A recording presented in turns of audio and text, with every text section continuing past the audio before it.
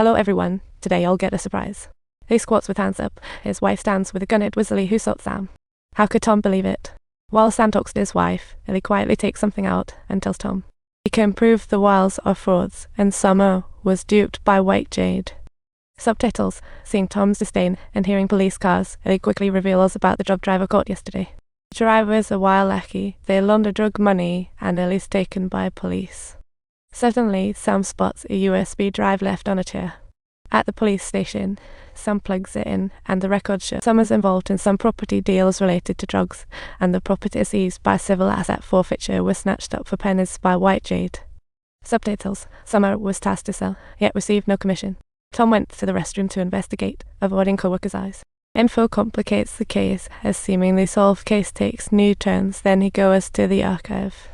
He finds another unsolved property, and as Tom surveys the area, he spots a Wells are selling sign out front. Colleagues in Philly found that White Jade has vanished, but another company shares the same mailing address. It's the security consulting business of Officer Woolley. Tom heads to the evidence room to check out the flyer seized days ago. He clearly recalls the tape in the flyer bag, wrapped by Woolley himself. When Tom checks Sam's case evidence, he's told it was already disposed of, handled by Officer Woolley. Tom contacts Philly colleagues to check driver's call records. At the evening dance party, the wife has already started. Suddenly, Tom wonders why the renovation contractor is here. While his wife is temporarily away, Tom informs the man that he has obtained the call logs from the chauffeur, and one particular number has appeared repeatedly.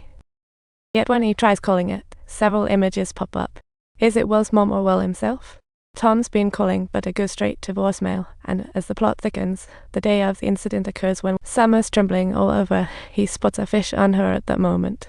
He sees a fish, and spots another fish, and then wait, another fish? On the day of the incident, when Will discovers Summer, she's shaking. She wasn't completely dead yet. Back to the present. They spent 2 days at the police station and left without major trouble, but someone was already waiting when she got home. It was Will. He nearly stole crucial files from their computer and came to get them back and handle it. They obviously disagrees, and at that moment, the next day, Tom arrives at Ellie's place. Sadly, Ellie disappears without a trace after leaving the station. Days pass until one lunch, Sam and his wife dine. They unexpectedly meet while dining with his new GF and mom. Then Tom walks over. After all, they are acquaintances, so he said hello, knowing Tom and his daughter have issues, along with colleagues like Woolley. But no clues are found. Tom is sometimes awoken by nightmares. Later, it's the deputy chief's birthday. Everyone at the precinct gathers for a cheerful afternoon. All members brought their families, and Woolley. Woolley has been staring at Tom with the same expression. Turns out, he noticed. "What are you doing here?" "I've been here all day." "So you're still here?" "Hey, Woolley, let's move," he whispers while the coast is clear. Tom takes the deputy chief upstairs, ready to hand over the USB. Just when wait, you are still here. Tom swiftly pockets the USB. Deputy chief tells Woolley, "Great news, Tom's getting a bravery medal. It's the second highest honor, second only to the Medal of Honor. It's basically an excuse for drinks until dark." Tom stands by the lake, looking at the laughing colleagues in the house, wondering just how many folks were involved in that mess. He wanders near the deputy chief's house, enters the garage, spots a familiar car, and lifts the cover out of curiosity. Subtitles. It's a Chrysler Imperial. He uncovers the car, opens the hood, and Tom suddenly notices. This is exactly the car that was at the crime scene, just repainted. Suddenly, the deputy chief's uncle appears. The individual who was limping and appeared at the scene turned out to be his wife's own uncle. Tom makes his way back to the hall, accompanied by his co-worker Walker. Deputy chief's uncle, partner Little Black, how many are involved? Tom's mind races. It's all crows alike. He was ousted for clashing with Philly's dirty cops. What's the difference between this little town and Philly? On the way home, a police car is tailing him.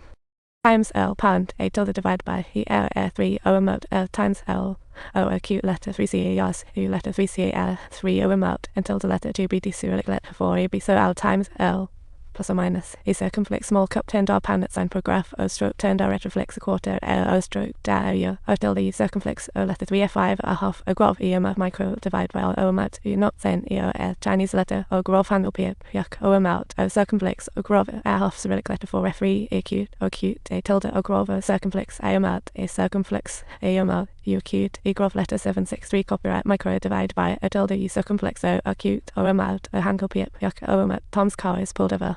He readies his gun, waiting silently for the officer to come. The officer checks his license as part of his duty. Tell Tom, drive carefully at night, it's dark. Then, congratulate Sam. Congrats on getting the medal. We'll escort you home, he says. Thanks for being a guardian angel, or just call it spying. Now Tom knows all, starting with Whitefish Company, which is the joint venture of Wool and Woolley. Woolley was stashing drugs in houses and framing the homeowners. The houses were then seized, and Whitefish bought them cheaply. Summer, the agent, seemed to earn $70 on paper, but she never saw a dime. She was killed for wanting to spill the beans on what she discovered. To mask their actions, they went brutal on Summer, and Summer's uncle might have either been involved or helped it happen. Tom tells his wife he loves her, and there's something in this world. Just then, his phone rings. It's Uncle calling to explain things to Tom. He invites Tom at 9 a.m. tomorrow to talk. Tom agrees. The deputy chief watches opposite.